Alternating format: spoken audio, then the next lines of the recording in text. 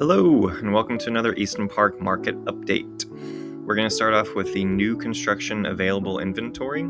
So for those of you who haven't seen this page before, this one is got a lot of information, mainly for people who are looking to buy in Easton Park if they're not quite sure, which to choose from with the 5 builders we have. This gives you a sense of the square footage, the bedrooms available, the garages available, and then the general price range for each builder. For Brookfield, I put into 3 separate categories: condos, courtyard homes, and then the single family homes. And then for the other 4 builders, they all do just single family homes, so they all just got their own rows there. Looking at this compared to last month, not much has changed in most of these lines.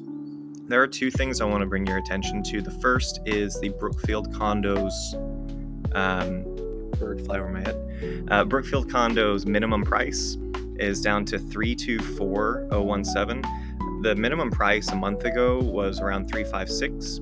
So they've dropped their price roughly 10% on some of those homes. There's some really good deals in the Brookfield condo, lower priced condos, and then also the Brookfield courtyard homes. They were in the mid, not just the lowest priced house, but they were in the mid 400s a month ago, and now most of those homes have dropped to the low 400s, high 300s.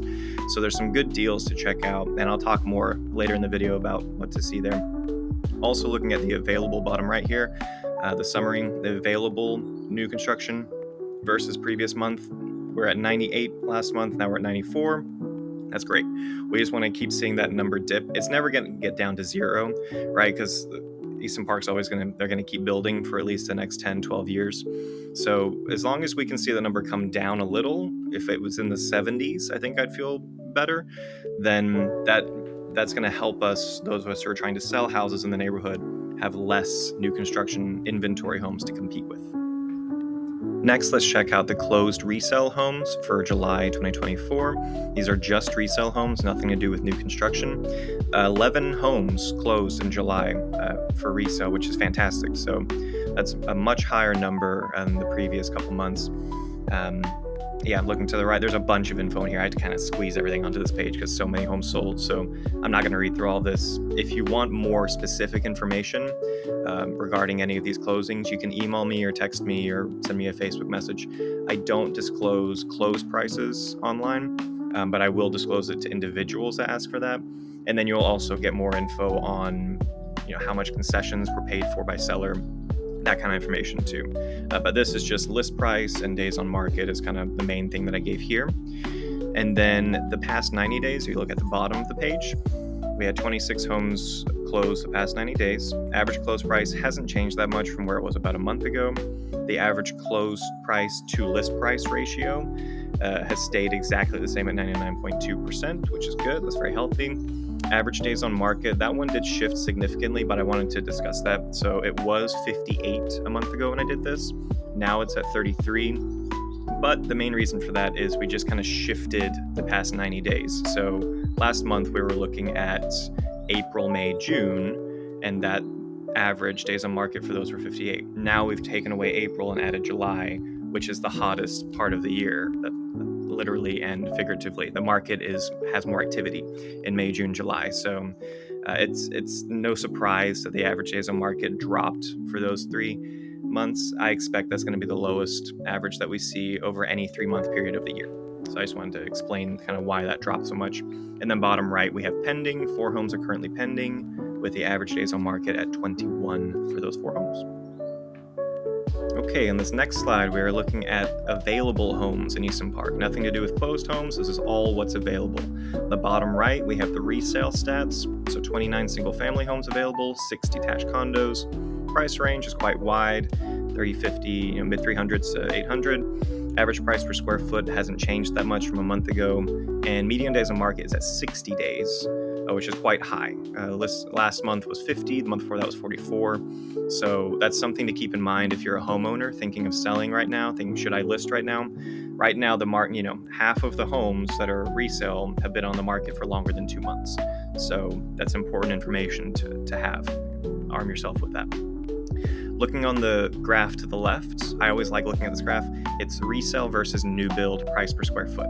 So There's two things on here, and I always want to preface this. I've grouped these by square foot range. So 1,100 to 1,700 at the bottom there, that is 1,100, 1,700 square feet, all of the homes in that range, and so forth.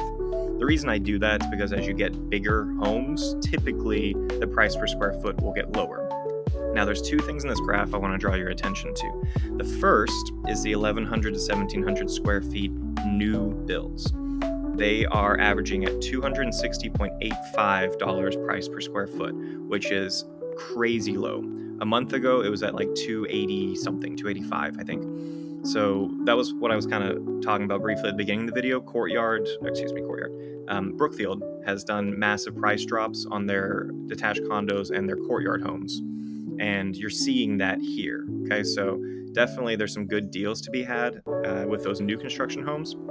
Also, the other thing to check out is the 1,700 to 2,100 square foot resale homes, the 6 available there.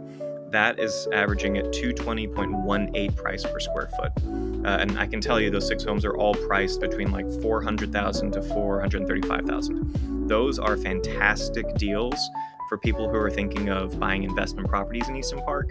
The investment area or side of real estate in Easton Park is going pretty strong right now. And I mean, just look at this graph. That 220.18 is the lowest out of any of them. And you would expect the highest square footage homes to have the lowest average. So definitely, if you want more information on those 6 or some of the new builds that have drastically lowered their prices, reach out to me. I'd be happy to share that info with you too. And finally, we have our investment report for Easton Park. These are all the rental properties. So we have 18 currently available, 6 are active under contract / pending, and 10 properties closed this past month. Nothing really to report there with those numbers. It's all been pretty steady. Looking to the right on the graph, we have the average rental prices. Again, put them by square foot range. And this, again, nothing really to report here either. Nothing much has changed here. This is more so for people thinking of renting out their house. They can get a sense of how much they can expect to rent it for based on the size of the home. And then also, if you know anyone who wants to rent in Easton Park, you can share this with them and they can get a sense of how much it costs to live in Easton Park for renters.